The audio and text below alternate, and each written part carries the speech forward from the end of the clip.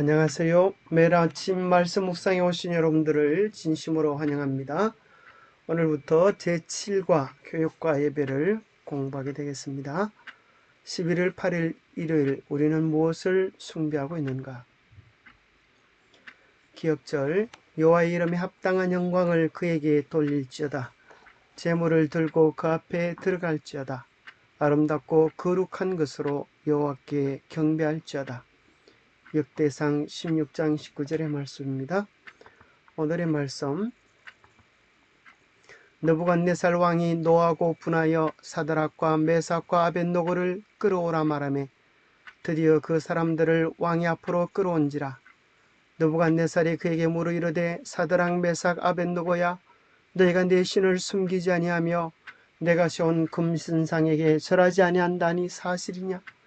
이제라도 너희가 준비하였다가 나팔과 피리와 수금과 삼염금과 양금과 생황과 및 모든 악기 소리를 들을 때 내가 만든 신상 앞에 엎드려 절하면 좋거니와, 너희가 만일 절하지 아니하면 즉시 너희를 맹렬히 타는 풀무불 가운데 던져 넣을 것이니 능히 너희를 내 손에서 건져낼 신이 누구이겠느냐 하니,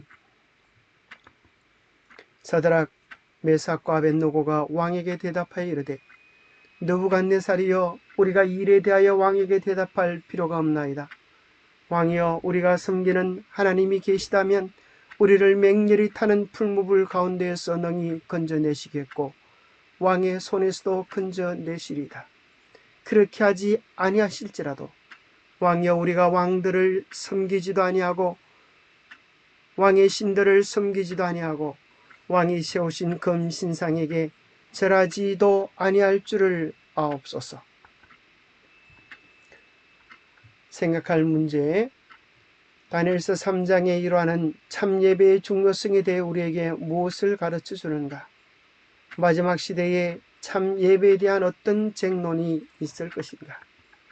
오늘 나는 무엇을 참으로 소중히 여기며 예배하는가?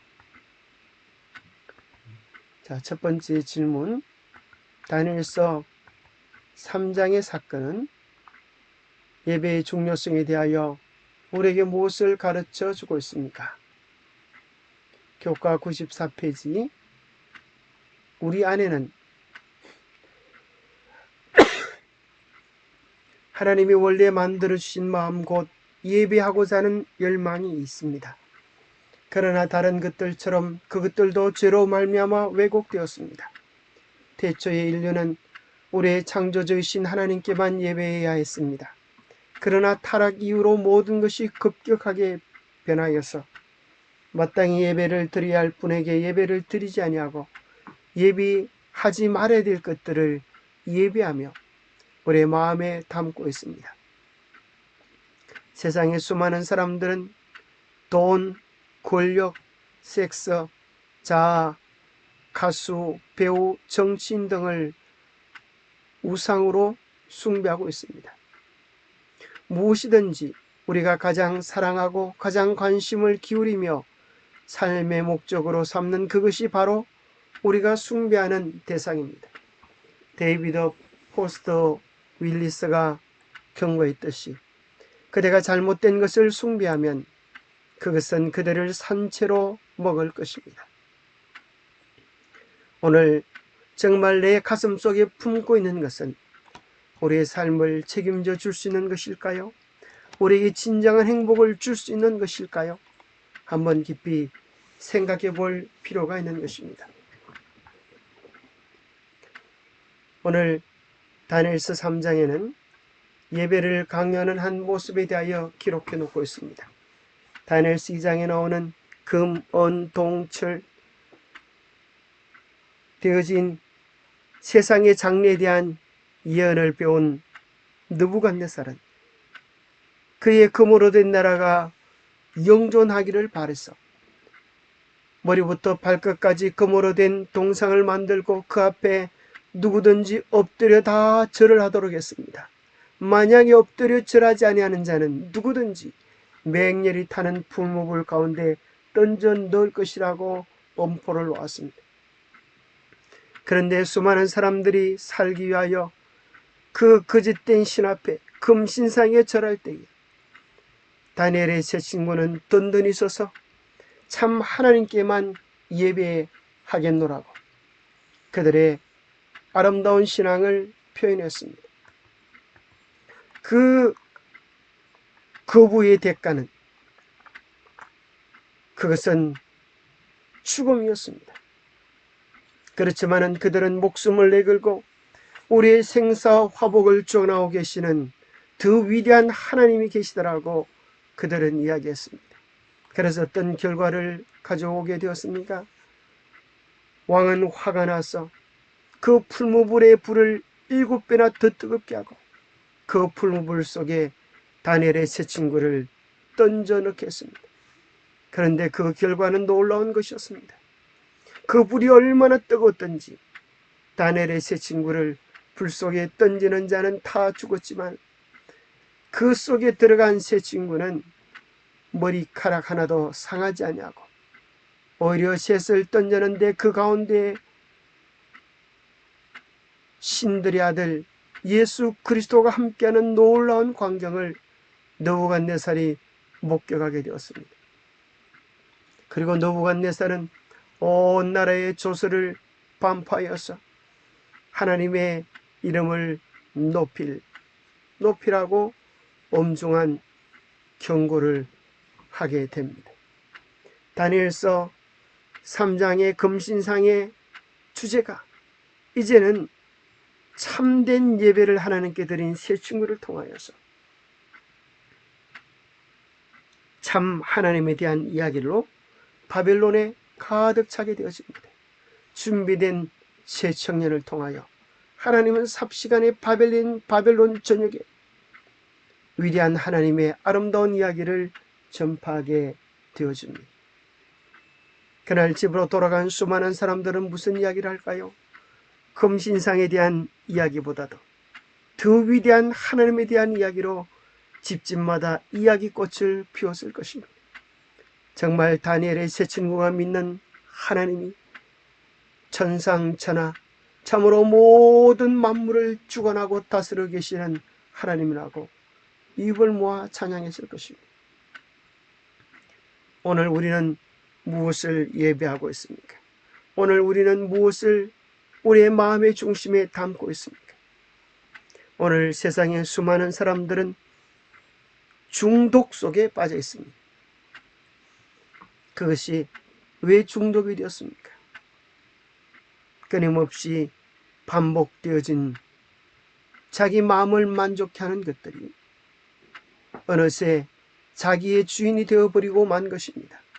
벗어나려고 해도 벗어날 수 없는 삶의 주인이 되어서 우리 운명을 끌고 가는 것입니다. 혹시 여러분 삶에 중독은 없습니까? 술의 중독, 담배 중독, 약물의 중독, 커피의 중독, 혹은 핸드폰, TV, 컴퓨터 게임, 도박, 포르노, 영상물, SNS, 카톡, 페이스북, 영화, 드라마, 스포츠, 오락, 이러한 것들이 우리의 마음의 중심을 차지하고 있지는 않습니까? 2018년 우리나라 조사에 보면 손을 못 대는 스마트폰 국민의 83%가 디지털 기기에 심각한 의존성을 보여준다고 경고한 바 있습니다. 여러분 여유로운 시간에 주로 무엇을 합니까?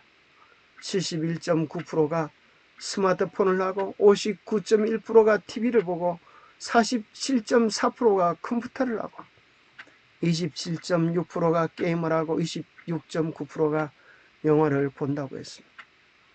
정말 우리의 여유로운 시간, 이것이야말로 우리의 마음과 애정을 차지하는 시간입니다.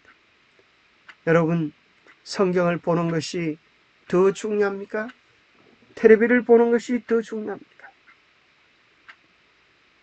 말은 성경을 보는 것이 훨씬 더 중요하다고 하지만 우리가 무엇에 더 많은 시간을 투자하고 있습니까?